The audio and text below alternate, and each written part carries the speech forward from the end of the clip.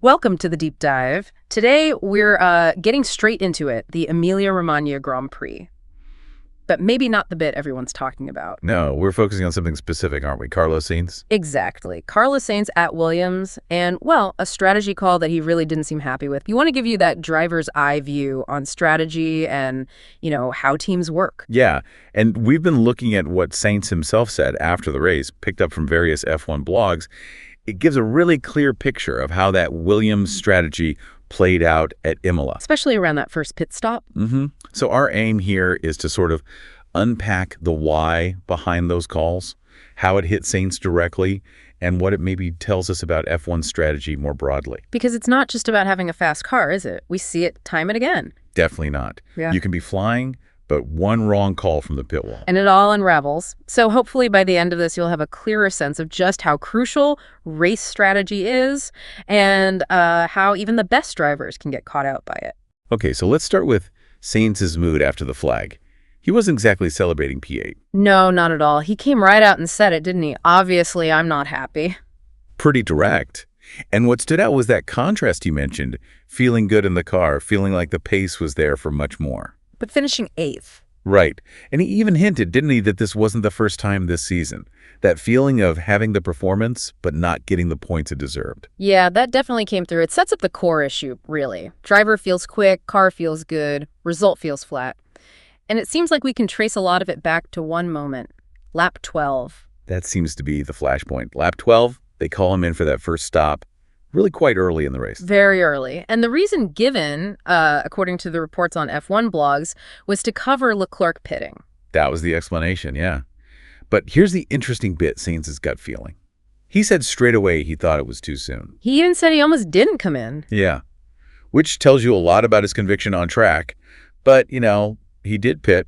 Team player. You have to follow the call, usually. Exactly. He mentioned that. You follow the instruction. But that initial hesitation, that feeling it was wrong, that's significant. Especially when you look across the garage. Ah, yes. Yeah. His teammate, Alex Albon. Williams put him on a completely different plan, didn't they? Stayed out much longer for that first stop. Considerably longer. And the result for Albon, P5. A really strong finish. And Sainz himself said, look, if I had been on a different strategy, maybe something similar was possible for me too. It really does put that lap 12 decision under the microscope, doesn't it? Massively. And then, as if that wasn't enough, the timing of the virtual safety car. Yeah, talk about bad luck.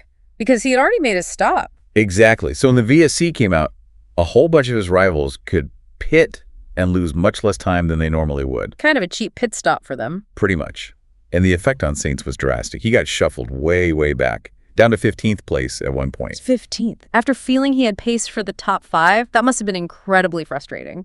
You can only imagine. I mean, he did fight back, got back up to 8th, which again shows the pace was in the car. Definitely. So what was his own breakdown of it all afterwards? Reading between the lines of those F1 blog reports. His analysis was pretty clear.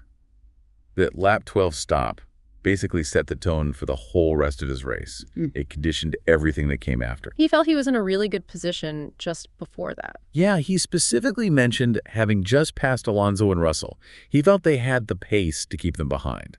So from his perspective, he was perfectly poised for potentially a top 5 result. And the stop itself didn't even achieve its immediate aim, the undercut or the Leclerc reaction. Well, he pointed out they didn't manage to undercut Alonso. And crucially, after Sainz pitted, Leclerc still emerged a couple of seconds ahead. So that initial trigger for the stop, it didn't really deliver the advantage they might have hoped for. So a strategy that didn't quite work out and actually put him on the back foot. And based on what he said, this might not be an isolated incident on Sundays for Williams. That seems to be his point.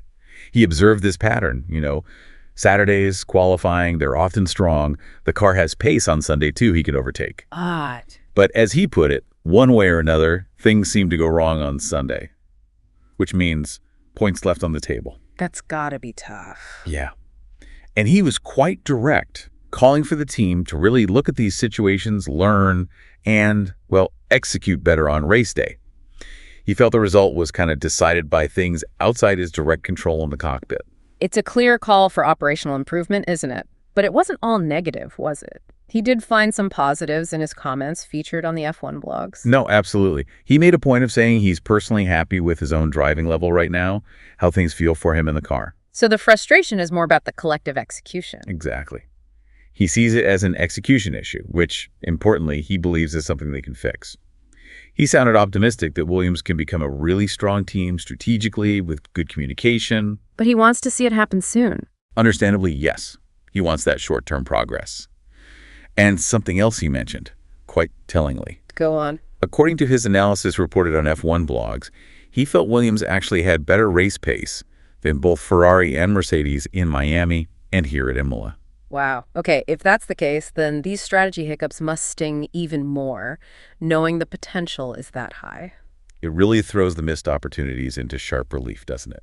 And he clearly feels he can help. He expressed confidence in his ability to contribute to improving that strategic side of things. Which makes you wonder again about that moment on lap 12. You mentioned he almost stayed out. Yeah, and the F1 blogs highlighted this too. He admitted he genuinely considered overruling the call. Really? Just ignoring the instruction? Well, maybe not ignore, but certainly question it more forcefully or delay coming in. Based on what he was seeing, the cars around him, the overtaking opportunities he felt were there, his instinct screamed it wasn't the right moment. That internal battle in the cockpit must be intense. Data versus feel, team versus driver instinct. Absolutely, he debated it. But ultimately, he trusted the team call. Hindsight is 20/20, of course, but knowing how it played out, you do wonder what if. It really just hammers home how vital strategy and execution are in F1, doesn't it? Even if you've got a quick car and a driver performing well. Sainz's whole experience, laid out in those F1 blog reports, seems to be a perfect case study. It is. His frustration is completely understandable when a strategic call seems to undermine all that potential performance. Yeah, it's a stark reminder. Pit wall decisions are just as critical as what happens on the track, every single time. Couldn't agree more. Okay, so let's quickly recap what we've unpacked from Carlos Sainz's Imola experience based on those F1 blog accounts. Despite having a really good pace, Williams' call to pit him very early on lap 12 essentially compromised his race. That decision, aimed at reacting to Leclerc, kind of backfired, especially when the VSC came out later, and it stopped Sainz from really showing what he and the car could do. He ended up P8.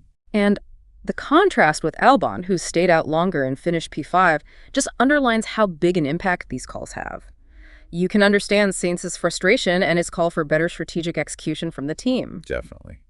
They need to convert that pace into consistent points. And it makes you think, doesn't it? This isn't just F1. How often does brilliant individual work, in any job, get kind of undone by the bigger strategic picture, or maybe just fumbled execution? That's a great point. It really highlights how important it is not just to have the talent or the speed, but to have the smarts behind it, the right plan, and crucially, the ability to nail the execution when it matters. Yeah. It's about constantly learning from those moments, isn't it? Absolutely. Striving to get those critical execution bits right. Well, that wraps up our deep dive for today, looking at F1 strategy through Carlos Sainz's somewhat difficult Imola weekend. We hope you found that interesting. And if you enjoy these kinds of detailed breakdowns, make sure you subscribe to our channel, F1 Blogs. We'll be back with more deep dives into the world of Formula One soon.